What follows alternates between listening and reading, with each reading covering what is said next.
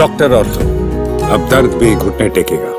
प्रधानमंत्री नरेंद्र मोदी ने अपने तीसरे कार्यकाल में वाराणसी से एक बार फिर मजबूत राजनीतिक और राष्ट्रीय सुरक्षा का संदेश दिया।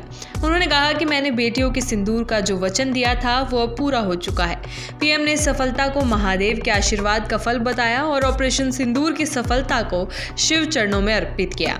उन्होंने पाकिस्तान को सख्त चेतावनी देते हुए कहा कि अगर पाकिस्तान ने फिर कोई पाप किया तो भारत की मिसाइलें आतंकियों को तबाह कर देंगी। मोदी ने कहा, भारत पर वार करने वाला दुश्मन अब पाताल में भी नहीं बचेगा। पीएम मोदी ने ऑपरेशन सिंदूर के जरिए आत्मनिर्भर भारत की सैन्य ताकत को पूरी दुनिया के सामने रखने का दावा किया।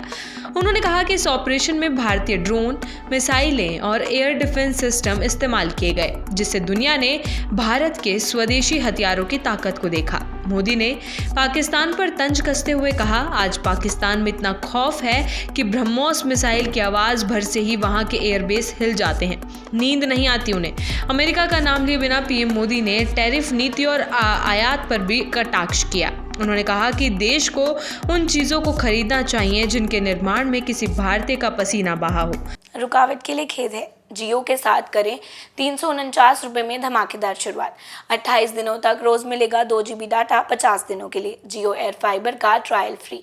90 दिनों के लिए जियो हॉटस्टार का सब्सक्रिप्शन और 50 GB AI जियो क्लाउड स्टोरेज भी फ्री। जल्दी करें, डिस्क्रिप्शन में दिए गए लिंक पर क्लिक करें और पाएं ये धमाकेदार शुरुआत।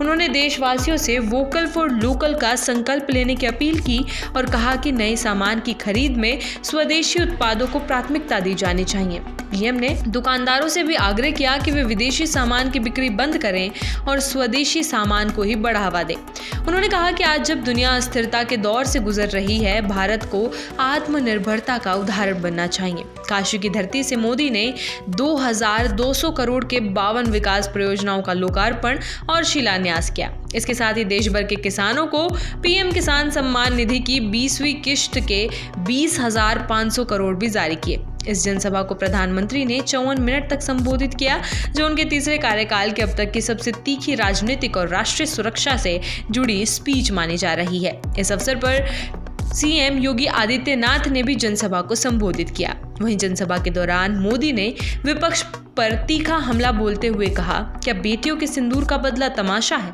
उन्होंने आरोप लगाया कि कांग्रेस और सपा वोट बैंक की राजनीति के लिए सेना और सुरक्षा बलों के बलिदान का अपमान कर रहे हैं।